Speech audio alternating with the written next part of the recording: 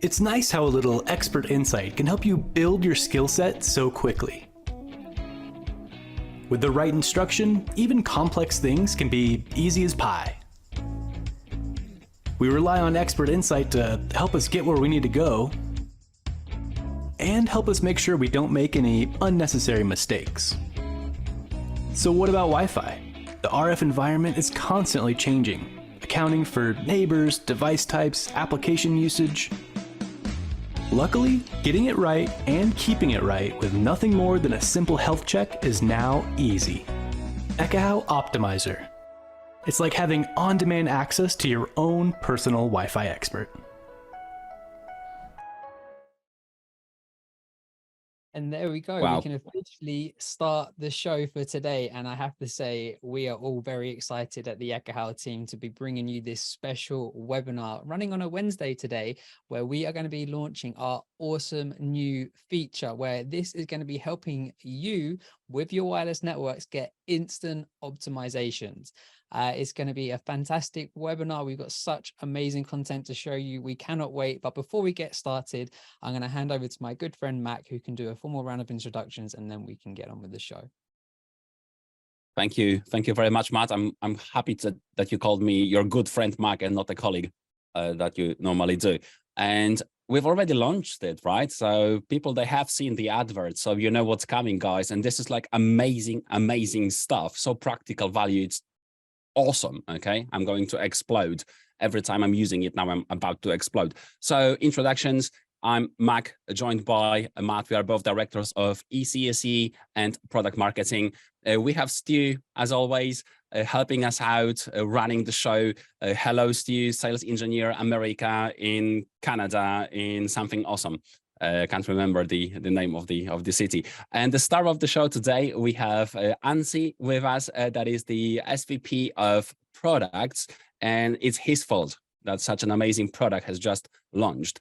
Massively thanks to Anssi. So Anssi, hello, my friend. How are you doing today? Well, hello. It's a great day, and thank you for all of those nice words.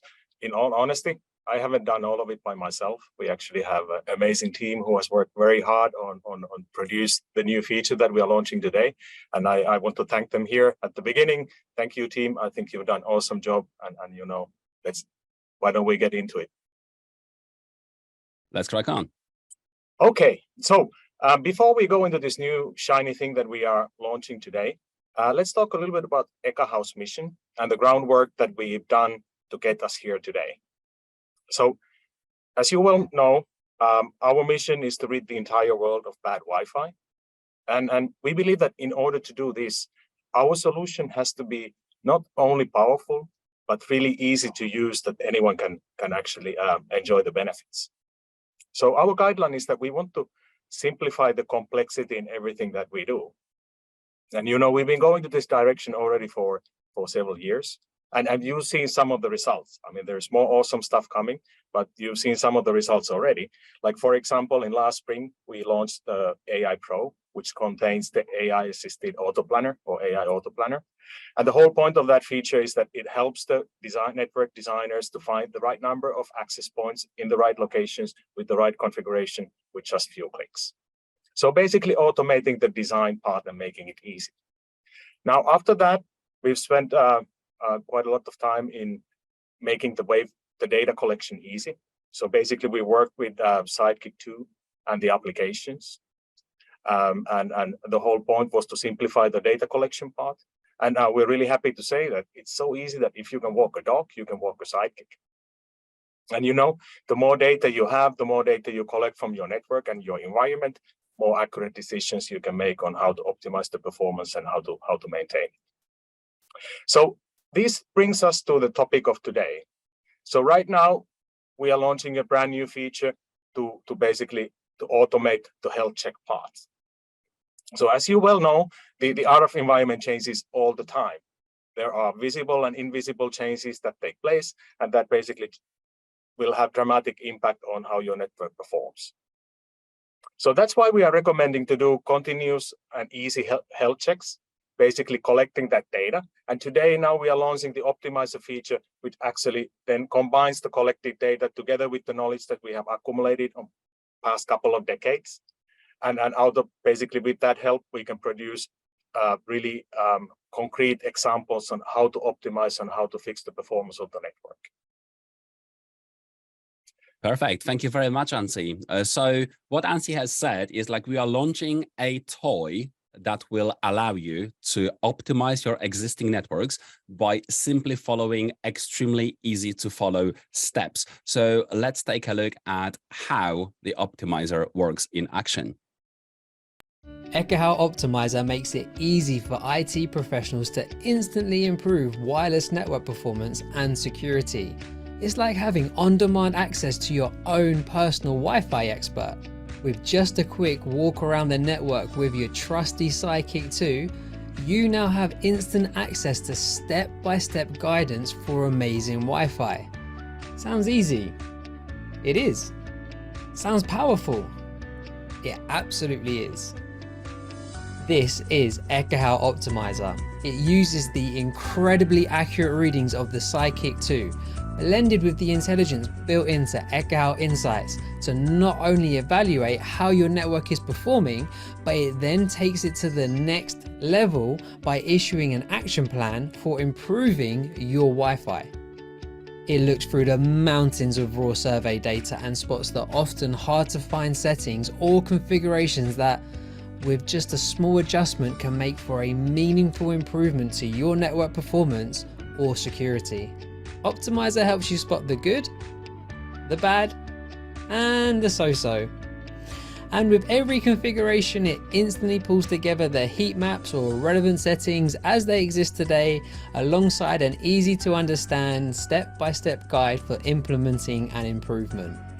With Optimizer, what used to take days of sifting through heat maps and wireless controller configurations now takes seconds.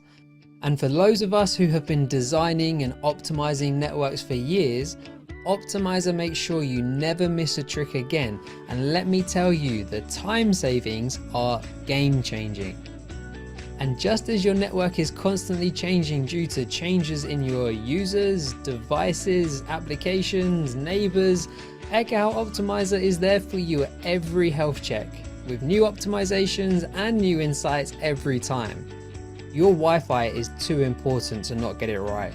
Now, with Optimizer, you get on-demand access to your own personal Wi-Fi expert.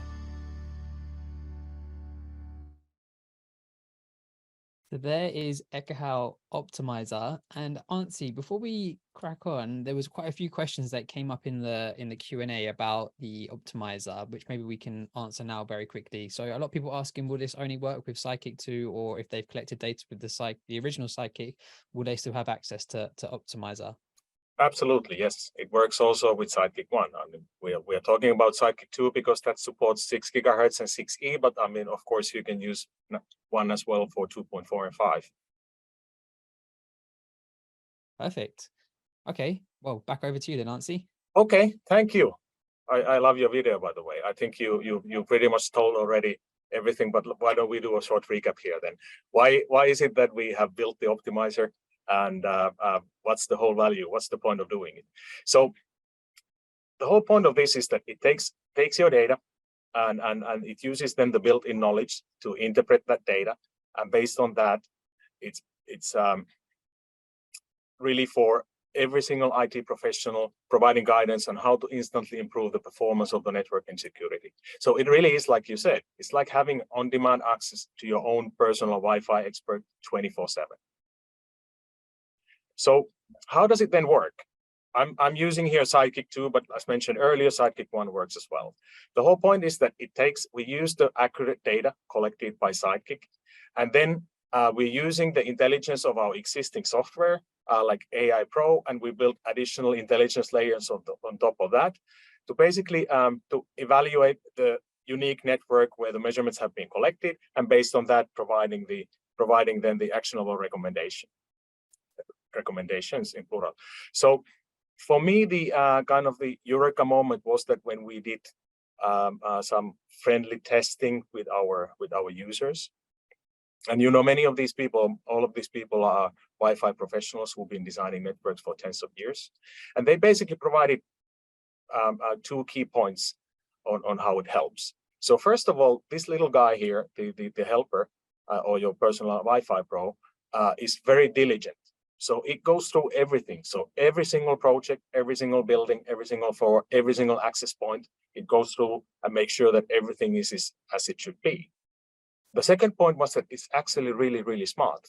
So it is able to highlight things that you might have missed before, or it's able to highlight things that are not easily discoverable.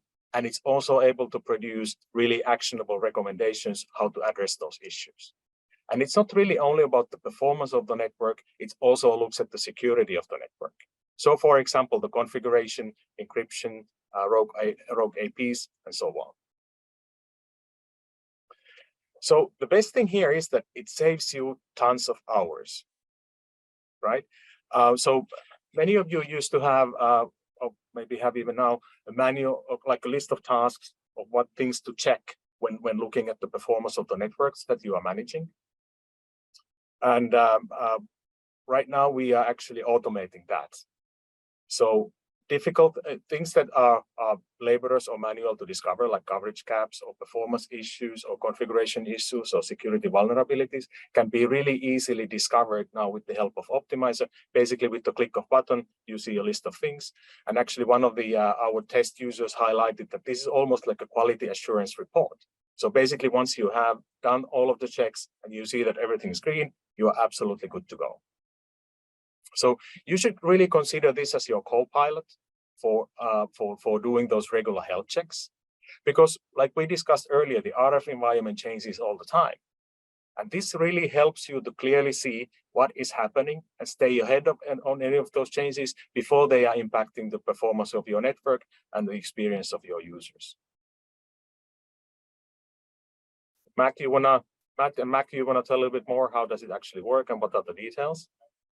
Yeah, absolutely. We would love to. And what we're going to do over the next few slides is we're going to see Ekahau Optimizer in action. So what myself, Mac, and our good friend Leo did, we visited a site in central London, which was a expertly designed wireless network. And we did a quick health check. We ran around with the Sidekick 2, measured the data at the site, and then we automatically synced it back to Ekahau Insights. And then what we was able to do was review that file inside of Insights and analyze the optimizer. And what we did is we looked at the recommendations from Optimizer. We then implemented those recommendations, and then we went and did another really easy, quick health check around the environment, put it back into Optimizer, and we reviewed the results. So let us just show you quickly how the network looked inside of Ekahau Optimizer before we followed the optimizations, and then how it looked after. So what you can see on the left-hand side of the screen, this is how the wireless network was performing before we made any optimization. So we can see there's a lot of red there, there's a lot of amber. So there's a lot of things that inside of the wireless network that needed to be addressed. Anything from the primary coverage to the channel interference to the way that the wireless network was actually configured. And then we made those changes, and we're going to show you just how easy it is to follow and implement those changes in a few slides time. But then look at that on the right hand side. Just look at how beautiful and green that was. The performance of the wireless network when it was in the state of the left hand side. Me and Mac, we were trying to do video calls over wireless. It didn't work very well. We were trying to, use the Wi-Fi, and it was just poorly performing. Once we made these optimizations, the Wi-Fi network was amazing. We were able to do voice over video calls, seamlessly roam around the office, and the Wi-Fi was amazing. So it made fantastic recommendations, easy and powerful to follow, implemented them, and then the network was performing really well. I see a few things in the chat talking about the importance of setting the project coverage requirements and the network requirements for your areas. And yes, that is massively important, because there's kind of like two checks that Optimizer is doing. The first kind of that check against some of the criteria is based against data that you have set inside of your specific coverage requirement profiles inside of your areas. So seeing if we're passing or failing against those requirements. But then some of the criteria that Optimizer is checking against is a overall high-level best practices for how wireless networks should be configured. So not just for how the performance of the, let's say, that heat maps and coverage that we would see, but also how the wireless network is actually configured, from how many SSIDs you have broadcasting. Are they being broadcasted on the same name across multiple frequencies? How about the security? How about the minimum basic rate? So what we're going to do now is we're going to break down and go into some of these individual criterias and just take a look at what the warning was from Optimizer and how it actually was performing, and then the recommendations, and then how it looked after. So starting on the left-hand side of the screen, you can see this was our findings from that first initial really easy health check walk around that we did, that we synced back into Ekahau Insights, and we looked at Optimizer. And the very first thing we see here is improve your primary coverage. So we clicked on the card, it gave us the pop-up, and we could see the visualization for the floor that we're currently on. And we can see that at the moment there is very poor primary coverage. So we can see that there's lots of gray. The actual passing percentages on 5 gigahertz is around 63%, and on 2.4% it's just under 70%. So if you haven't got primary coverage in your environment, then your devices are just simply not going to be able to connect. So what did that translate to that we had on site? We had a low transmitting power for our radios and our access points, which led to us having bad coverage, poor performance, and devices not able to connect. If you take a look at the middle section here, this is the simple explanation broken down by Ekahau Optimizer. So the very first thing that Optimizer is going to tell you is some best practices regarding the criteria, the specific criteria that you're looking at. So for primary coverage, here is some best practices around primary coverage and kind of some guidelines of what you would normally be looking to achieve. So we've said here around that minus 67 dBm threshold for our cell edge for primary coverage, because that is typically the limit that we would need to have a good voice or video call over Wi-Fi. But now let's move down to the actual recommendations that we see here. So the first recommendation from Optimizer was, hey, check your controller to ensure all of your access points and antennas, they're installed correctly online and broadcasting, because what could potentially lead to a reason why we haven't got good primary coverage in an area?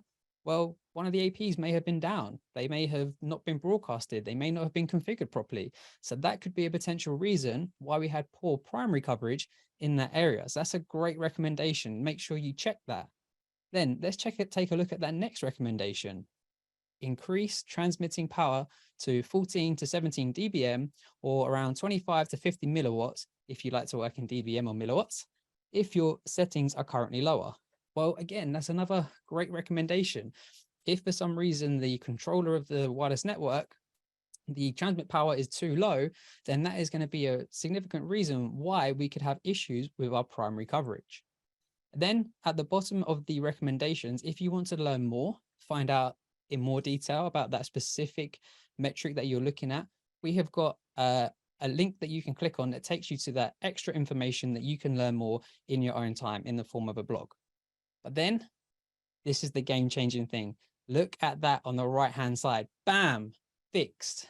We now have excellent primary coverage. So you can see now, looking at the heat map, the difference between on the left-hand side to on the right-hand side. Look at how good that coverage looks now. We followed those simple, easy, and powerful recommendations, implemented it, and now we have excellent primary coverage. We are meeting our requirements 100%. We did that by fixing the transmit power, which then gave us the perfect coverage and great performance. And you might be thinking, oh, how hard is it to make this change? Well, let us show you exactly how we did it. So it just so happened that the network that we was at was a Cisco Meraki wireless network. Every site's got their own AP vendors with their own controllers. You configure them in a very similar kind of way. Super simple. What we did, we went to the transmit power. Sometimes people refer to it as TX. And what we did is we changed it from being at the lower transmit power. We set it to that 14 to 17 dBm range, and all of the radios in the access points, they used that power, and it fixed our primary coverage. Thank you very much, Optimizer. And I'm going to now hand over to Mac to talk you through the next requirement. Sure stuff. Okay, but before we continue, let's answer a few questions from the chat and the Q&A. So we have a good question from Roel. How does the optimizer know if you're surveying the same site? this kind of questions. So guys, optimizer, all it needs is a validation file, okay, a validation project. All it takes is for the project to be saved to the cloud, and that's it. You open it in Insights and you have access to Optimizer. So if you've surveyed the site, you've saved the project to the cloud, you can run Optimizer. Actually, Optimizer sits there already waiting for you to check its recommendations. It's as simple as that. We have a few more questions about, is the information from the Optimizer included in the report? And the short answer is no, we don't put that information in the report. If you look at the recommendations, it's up to you to include it in the report if you want to. You not always will want to include that information in the report. Sometimes you will, sometimes you won't. So we don't force it, okay? We don't include it by default. And I think that's okay. Let's stop with the questions for now. So guys, Matthew has talked us through the primary coverage, which is as simple as, if we have primary coverage, life is good-ish. There might be, 10 different things or 15 different things that can also go wrong. But with no primary coverage, there is no Wi-Fi. So this is the most important thing. Now, let's talk about secondary coverage for a second. In today's networks, it's very common to have a secondary coverage as high as the primary one. And there are multiple reasons for it. I know that it's sometimes quite confusing, so let's spend a minute here. Why do we need to have a high, good quality secondary coverage on top of the primary one? Let's try to answer this one first. Main two reasons are, reason number one, AP redundancy and capacity. If you have problems with adjacent AP or APs, you will have something else, a different radio covering for the space, okay? So the physical redundancy is fixed by having secondary coverage. Now, very important thing for the secondary coverage also is roaming. If you don't have secondary coverage, a good secondary coverage, reliable one, you sometimes will be in a situation where your device is associated to a radio, and it moves farther away from the radio to the point where it wants to roam, to jump to reassociate, to associate to a new, better, closer access point. And if you don't have a secondary signal strength, secondary coverage, you might be in a situation where you have nothing to roam to that is better than your current connection, okay? And then you will probably either go very slow, your MCS rates will drop, you will get choppy, or hopefully not, you will drop off from the network and then go through panic scan to find a better AP if you're in its range. So we really need to have a secondary coverage pretty much everywhere, especially in modern Wi-Fi first, higher capacity, higher density offices. But not only there, in warehouses and industrial spaces, it's very common to have a very decent secondary coverage as well. Think robots, think like, the small little guys that are just like, riding around and are picking stuff from the racks. And they are all, or most of them, they are on Wi-Fi. So it's very important for them to roam fast as well. Okay, a secondary coverage is more difficult to achieve than the primary one. So if you had 60-something% in the primary coverage section before running the optimizer, now secondary coverage for the same project is just 12% on a 5 gigahertz band. And since it's still a coverage, the recommendations will be pretty much identical to check your dashboard against APs that are maybe not broadcasting, to maybe increase the transmitting power levels to more reasonable levels. By reasonable levels, we mean our aim is to match the transmitting power level capabilities of the client devices for many different reasons, okay? So you don't want to have transmitting power level set to too low because it hurts your coverage and it hurts your MCS rates, but you don't want to have it set to too high as well, because your devices, they will be able to hear the APs better, but how about the transmission in the other direction? That might be a challenge, asymmetric traffic, okay? So we don't want to go too high. Increase transmitting power level to 1417 dBm or 25 to 50 milliwatts exactly. So that makes sense for most of the Wi-Fi networks. And then when you follow these very simple best practices, bam, secondary coverage is also fixed, and we are looking at 100% coverage from secondary perspective. And that's secondary coverage, okay? So moving to the next slide, let's talk about channel interference. And chaps, this is the #1 contributor to slow Wi-Fi in Wi-Fi, okay? So when Wi-Fi is slow, there is a very high chance that the channel interference, its channel contention, same channel overlapping is on a high side. It doesn't matter too much in networks that are not too active, but the second that you have more devices contending for the airtime, doing more things in Wi-Fi, trying to actively use the air, then channel interference becomes a massive, massive showstopper, a massive issue.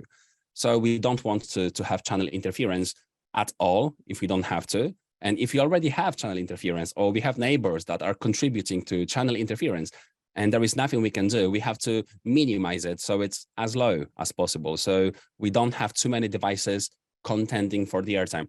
As you might know, guys, in Wi-Fi, only one device will be aiming to transmit at any given time. It's a half medium duplex, okay? So if you have 5 devices contending for the airtime, the chance that they will collide is very tiny. But if you have, 500 devices contending for the airtime due to massive channel interference, then it will be slow for everyone, okay? So what contributes to channel interference? And in the findings on the left-hand side, we can see that bad channel plan can contribute to high channel interference.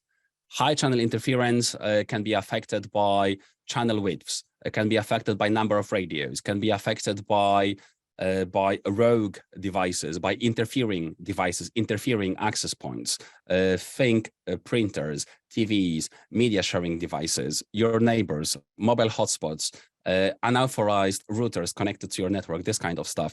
So we don't want to have any of that ideally. And currently the network on 5 gigahertz has 0% pass rate against channel interference, which is, not too high, is it? Now, let's take a look at the simple explanation and the steps.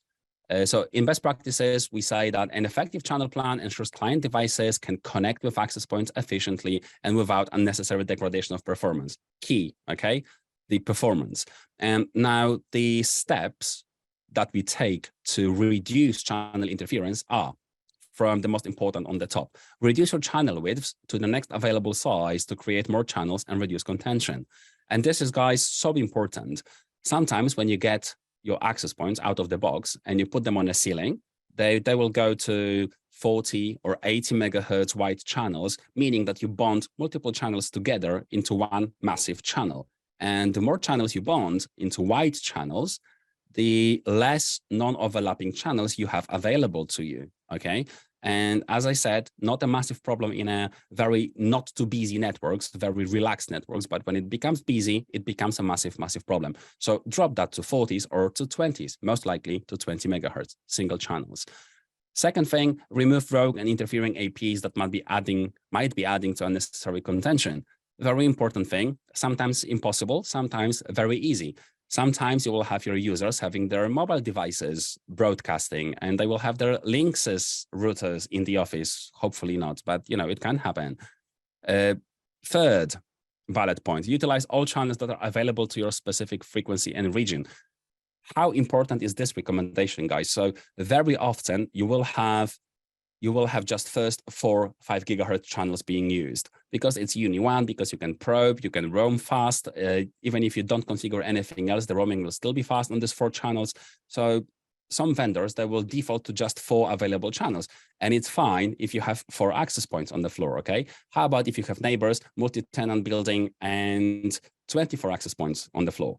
Then these 4 channels, they will not be enough for you to have enough capacity, to have enough channel reuse, not to have channel interference.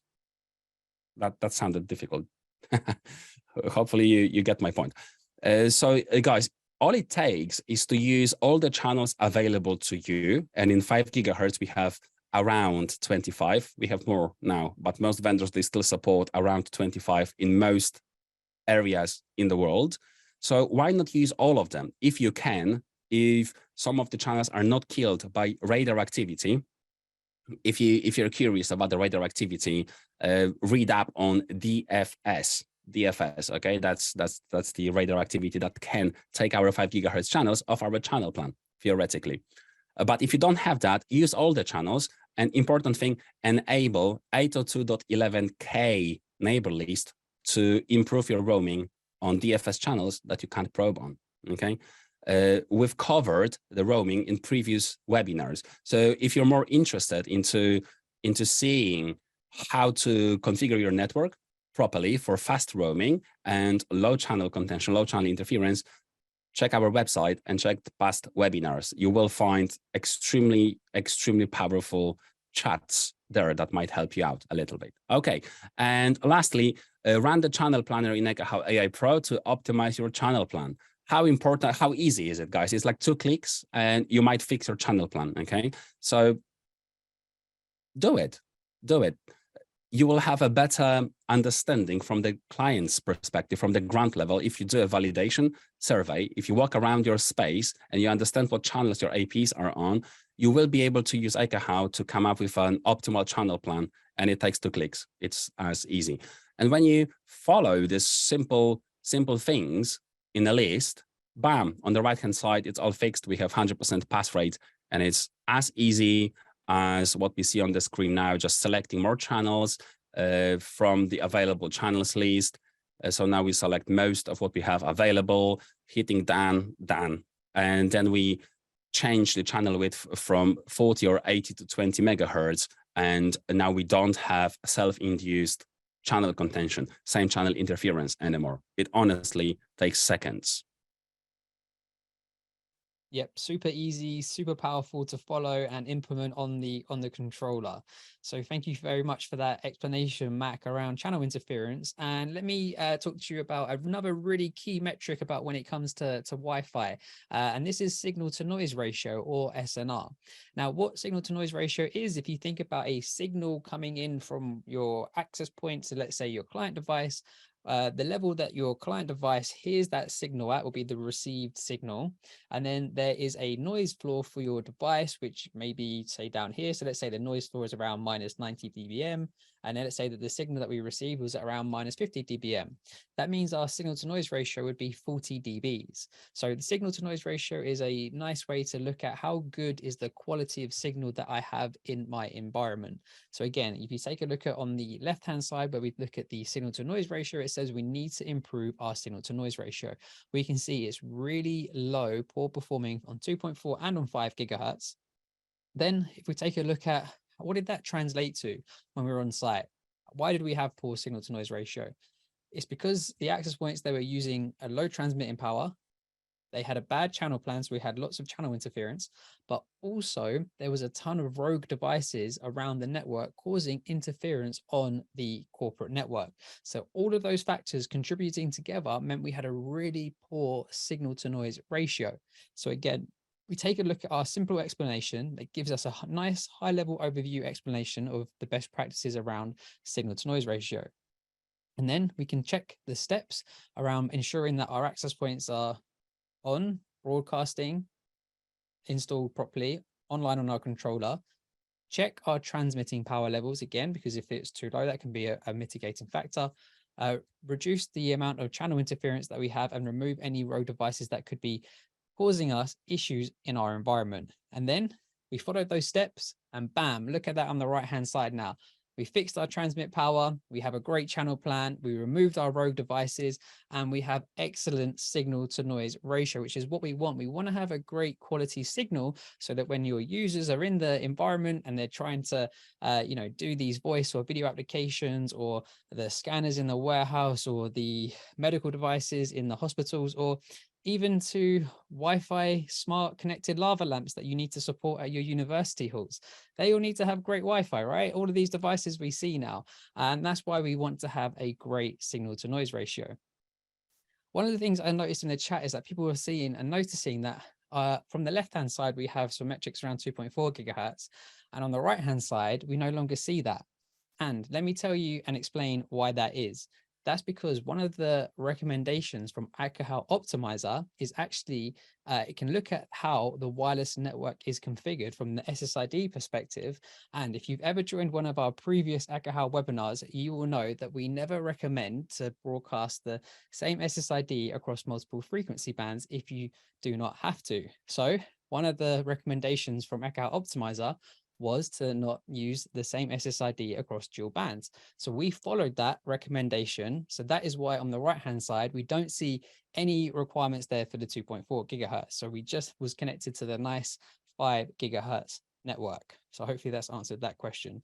I can see Mac has got his serious face on right now, reading through questions and chat in the Q&A.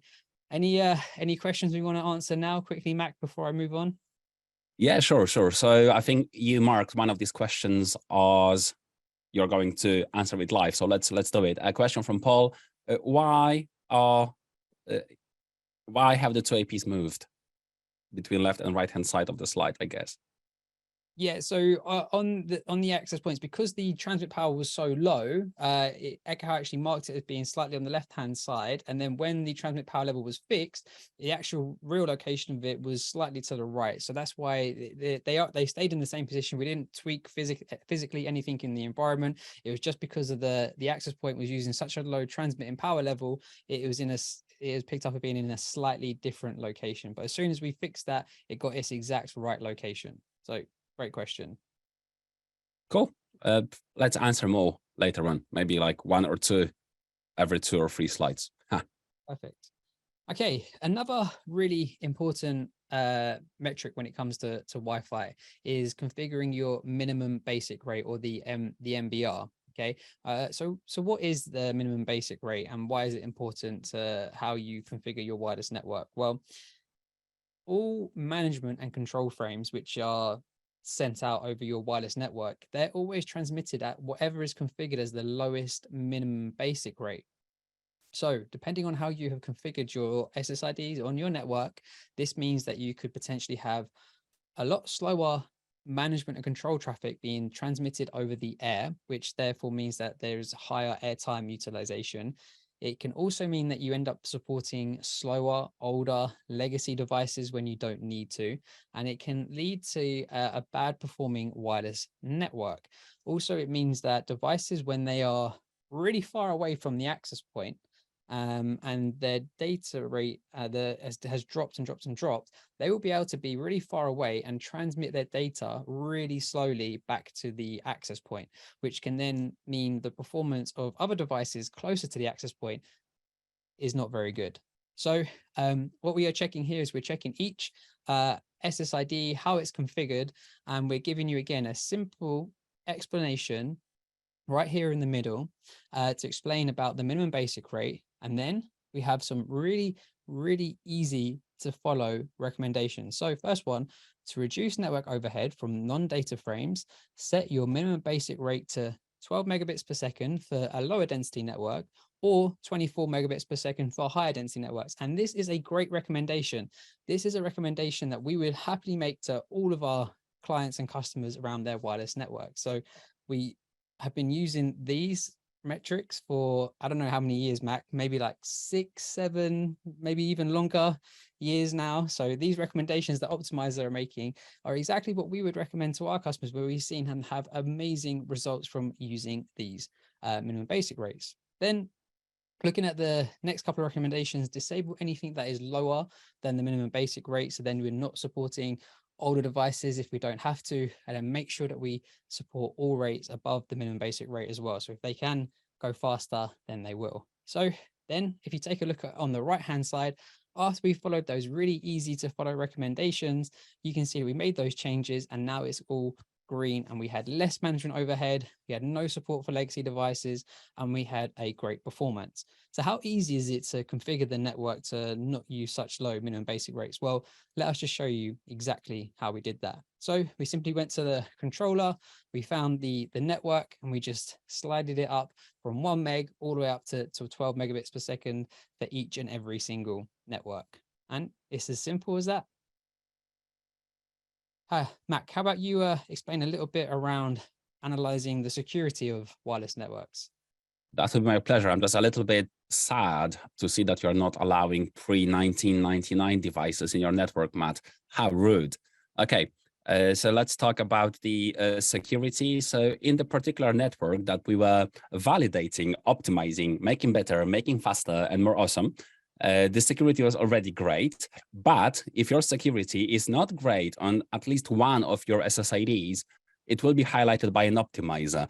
By security not being great, what do we mean? We mean the encryption. So if you are using legacy security modes like web, which is wireless equivalent protection, yeah, of course. Or if you are using WPA, original one, WPA 1, then we will highlight that, okay? And you will have to ideally change it to WPA2 or WPA3, because if you don't, then your network is quite easily crackable, okay? And we don't want that, especially in our corporate networks. So that's, again, a very, very easy way to check if you pass a basic high-level security encryption checks against optimizer best defaults, best practices.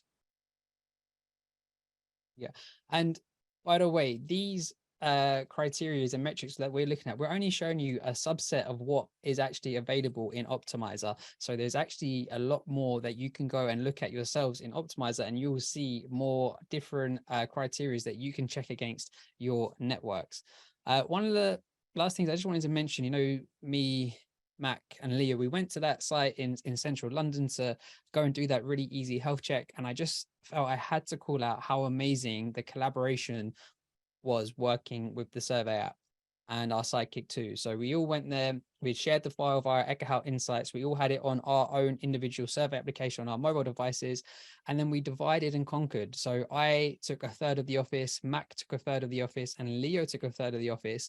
And you can see here the difference in color for the survey paths. So that highlights and shows who has covered what part of the site, which makes it so easy and powerful to collaborate with members of your team when you're tackling large sites and you've got large areas that you know you need to go and collect that data.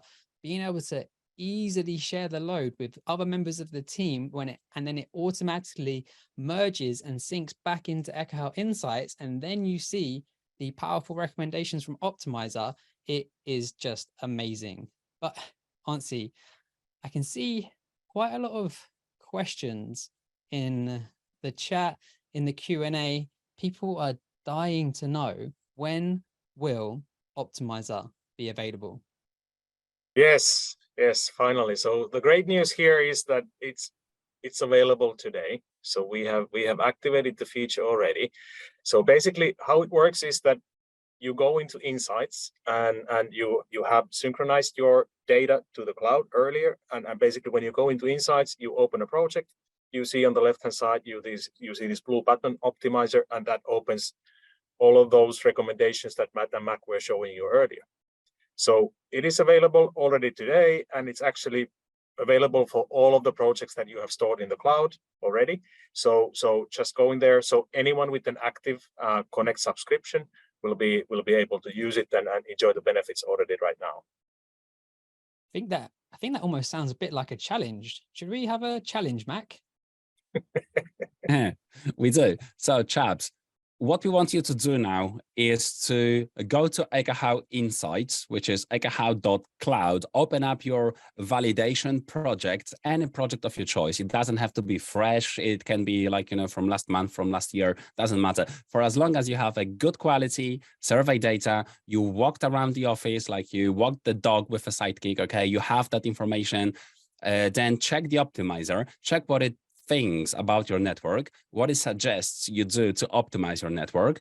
Hopefully do it, okay? But most importantly, post on socials about it and let us know what you liked about what Optimizer has suggested you do with your network by hashtagging it optimize with Ekahau. And first 10 people that do it, but please be genuine, add some more meat there, try it out, and then come back to socials. If we see it within the next 2 minutes, we will ignore it, but 3 minutes from now, it will be fine. First 10 people, they will have a beautiful Eka hat. So it's worth doing. Yeah, I'm really excited to see what optimizations you find in your specific wireless networks that you share with us. Well, in mine, Mafia, I won't find anything, but run it against your network and you will see plenty. Well, it's actually me that did the previous one. That's why it's so bad, right? Surely that's the next joke I'm waiting for. Okay, well, a huge thank you to the product team, marketing team, Ansi and Stu and Mac for the webinar today. We have some time left. So I know Stu's come on, he's been monitoring and answering as many questions as he possibly can in the Q&A. So what we'll do now is we'll spend a little bit of time and we'll try and answer as many questions as we can that have popped up. So Stu, what have you got ready for us? Should we tell Stu that he's muted? I remember my first Zoom meeting as well. A lot of folks definitely excited on this feature. Already definitely asking, when they get a hold of it. And the Q&A questions have been really good. We've actually covered a lot of that actually within the actual session itself. There's even a few folks asking for some additional feature sets, right? So this is actually really cool. I'm loving this. People are asking, hey, can we alter it this way? Can we add more? We're going to get to those offline because I think they're going to break out a little bit more. But maybe something you could answer, Ansi, is would we be able to add some more AI intelligence on power levels, maybe a little bit later? Absolutely. So I'm not gonna spill the beans and tell everything we're doing. But as mentioned earlier, you remember that's how we started. That we firmly believe in simplifying the complexity, and that's a logical next step. So there's more to come. No big releases today. More than this. Excellent. Yeah, a lot of great feedback. Some of the other folks are even talking about looking at adjusting data rates as well. Like what can we accomplish with data rates, adding different profiles, different devices, so that it seems to be a lot more open-ended questions now. It's like, hey, how do we take what we've learned in AI Pro and like configuring client types? Is that can we work on something more integration on that as well? Hey, there was one question I wanted to address. Someone was asking if we will be demonstrating this in Cisco Live US in early June. We will be absolutely demonstrating this in Cisco Live. So welcome to our booth and take a look at how it actually works.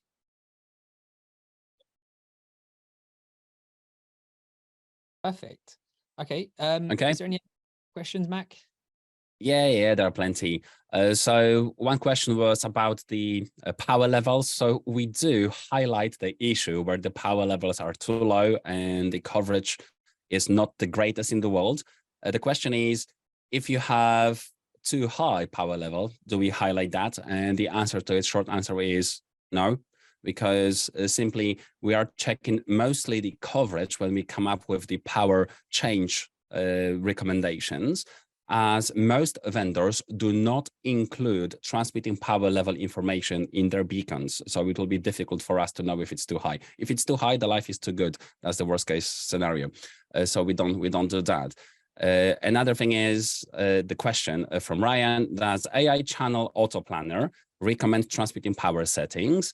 And the short answer to it is not really, but we do have a default setting for our transmitting power levels, which is 14 dBm, which is typically for most internal Omni APs a spot on setting. Okay, so if you don't know what to do with transmitting power level, set it to anywhere between 14 and 17, and most likely it will be all right. It's probably better than allowing your controller to choose between 1 and 20 or 1 and 30. So set it statically. There is nothing wrong with that, especially in more complicated networks where you don't have too many neighbors, like in a warehouse. You really want to set it statically. You don't want to give any wiggle room there for the controller. And I think these are two questions from the top of the list. Yeah, I see a great question here that's just come in from James asking, will Optimizer work with 6 gigahertz? And it absolutely will. So if you have 6 gigahertz collected data with your Sidekick 2 from your 6 gigahertz wireless network, you will see recommendations specific for your 6 gigahertz networks in Optimizer as well. So yes, absolutely works with 6 gigahertz, no problem at all. You just need your Sidekick 2 to collect that 6 gigahertz data. Okay. That was a good question. We have a few more questions about what app you need to capture the validation data with in order to use Optimizer. And the quick answer to it, it doesn't matter. You can use, Ekahau AI Pro on the laptop. You can use Ekahau survey application on a mobile device of your choice for as long as you have a Sidekick or a Sidekick 2 connected to your device. That's the device that captures all the validation data that we then use, that Optimizer uses to give you the optimizations. So all you need to have is any good quality validation with a Sidekick, save it to the cloud, and it will be available to you in Ekahau Insights with the Optimizer recommendations straight away. There is nothing else you have to do in order to use Optimizer. Just have a validation project in the cloud. That's it. Okay, anything else do we have there? I think we've answered a lot of great ones. Unless Stu, you picked up on any final ones before we drop off for the webinar today. Oh, I guess he can't find the unmute button again. My mic seems to be going on and off, so I'm having a little technical difficulties this morning. We covered a lot of great questions here live over the webinar. I think a lot of folks are going to be asking for, I guess, additional feature sets. This is great. We're going to capture that, folks. That's going to go right back into the product side, and we'll take a look at that. So stay tuned. And, and as Ansi said, we're not going to give away anything today, but we love the feedback, and please continue to give us that feedback, because we want to hear from you. We want to hear from you as the customer. What do you want? What do you want to see? And we're always open to that discussion. I'm always super impressed and blown away with how amazing the product team is and how they get such great features across all of the products.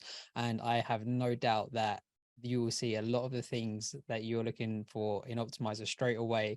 And then you'll see a lot of great new things just around the corner, I'm pretty sure. So on that note, a huge thank you to everybody that has joined us today for this special product launch webinar. I hope you're already testing out Optimizer in your projects, and I'm going to go straight onto social media and check that hashtag to see what optimizations you have found. And a huge thank you to everybody at Ekahau, the product team and the marketing team, for putting this awesome, amazing new feature out there. So that's it from us. Thank you very much, and we look forward to seeing you on the next one.